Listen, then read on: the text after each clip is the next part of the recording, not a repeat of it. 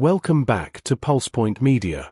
If you're new here, hit subscribe and tap the bell to stay on top of breaking defense and geopolitical news. Alright, let's dive in. An Su-27UB combat trainer of the Russian armed forces went up in flames at the Armavir military airfield on the night leading up to July 26. This two-seat Su-27 variant, tailor-made for pilot instruction, was engulfed almost instantly. Satellite images and social media footage captured the jet's fiery final moments under the dark Krasnodar sky, leaving behind only charred remains. Ukraine's main intelligence directorate, known as the GUR, publicly shared photos of the burning Su-27UB on its Telegram channel hours after the incident. GUR spokespeople stressed that the jet was purely a training asset, with no combat loadouts on board. Yet they offered no direct cause.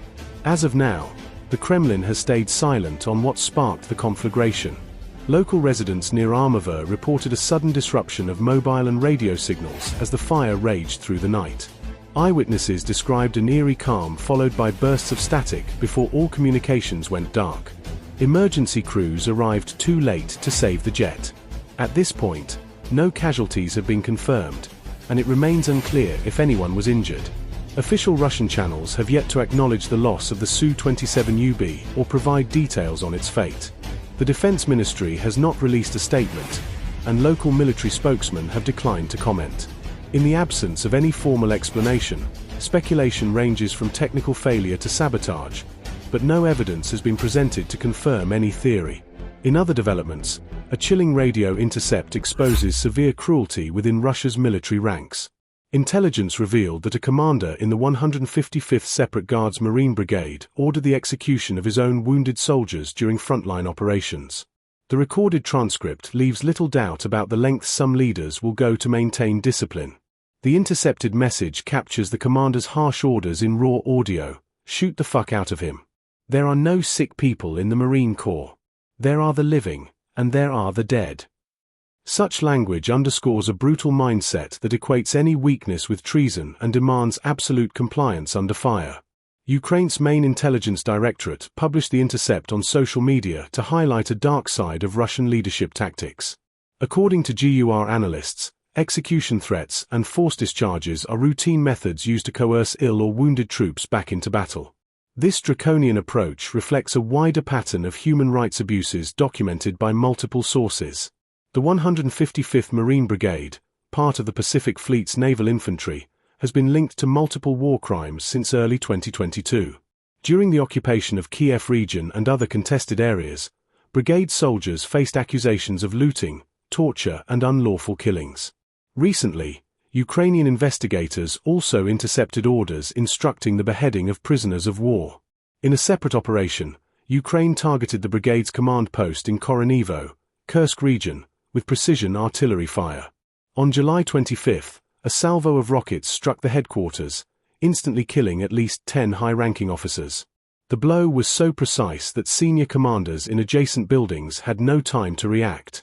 Among the dead were Colonel Sergei Ilin, commander of the 155th Separate Guards Zhukov Marine Brigade, and Colonel Leonid Bashkidin, the brigade's chief of staff.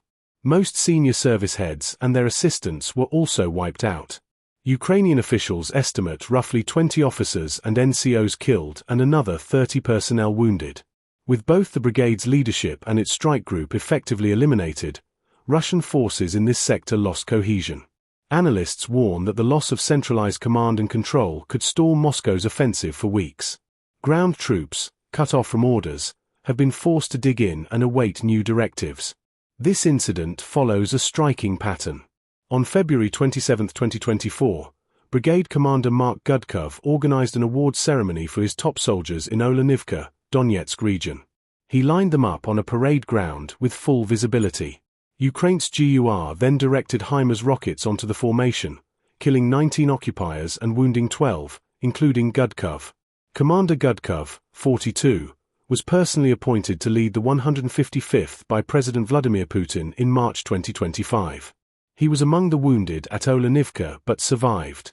His deputy and several other officers were killed in the strike, leaving the brigade's bench of senior officers dangerously thin.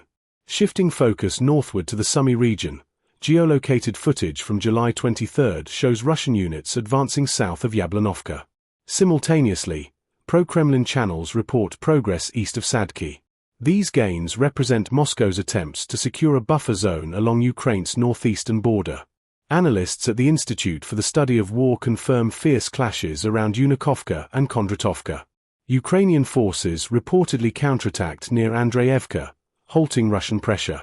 Both sides describe a seesaw battle, with artillery barrages and small unit assaults defining this critical corridor. Inside Russian ranks, morale woes grow daily.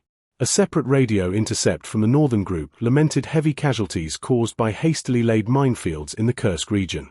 Soldiers admitted that mines intended to deter Ukrainian counterattacks now maim their own troops, revealing tragic miscalculations in defensive planning. Friendly fire incidents have become another headache. Troops from the 137th Airborne Regiment and the 810th Marine Brigade reportedly opened fire on each other during a fog-of-war skirmish. Such blunders underscore chronic coordination failures and force commanders to rein in units vying for frontline glory. Competition for credit and territory further complicates the front. Multiple Russian units are racing to seize villages like Sadki. Unverified reports even claim a North Korean infantry battalion is moving from Rilsk towards Zvarnoy to replace exhausted Russian formations, illustrating how Moscow sources Allied fighters to bolster its faltering offensive. In the wider Sumy region, Russia's defense ministry asserts it captured Varykin, a settlement just 6 kilometers from Ukraine's border and 27 kilometers north of Sumy city. While Moscow paints this as a strategic buffer, Ukrainian commanders question these claims, noting that frontline lines shift daily between wooded groves and small towns. President Putin ordered the creation of a border security buffer last April after Kiev's summer 2024 raids. Since then, Russian forces have claimed dozens of settlements along the Sumy-Kursk border. Yet Kiev insists it has halted momentum in late June, regaining ground through active defense measures in key sectors. Ukraine's commander-in-chief, General Alexander Syrskyi, announced that his troops successfully repelled major Russian attacks in the Sumy region.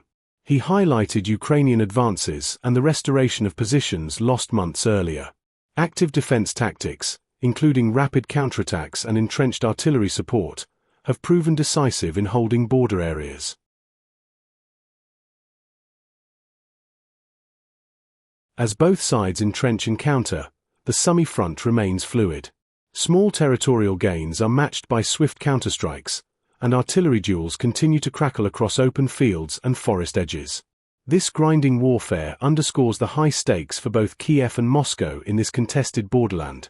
Thank you for watching this update. For real-time news, detailed battlefield reporting and expert analysis, subscribe and hit the bell icon. Join our community to stay informed on the fast-moving frontlines, global security developments and the geopolitics reshaping our world. See you in the next briefing.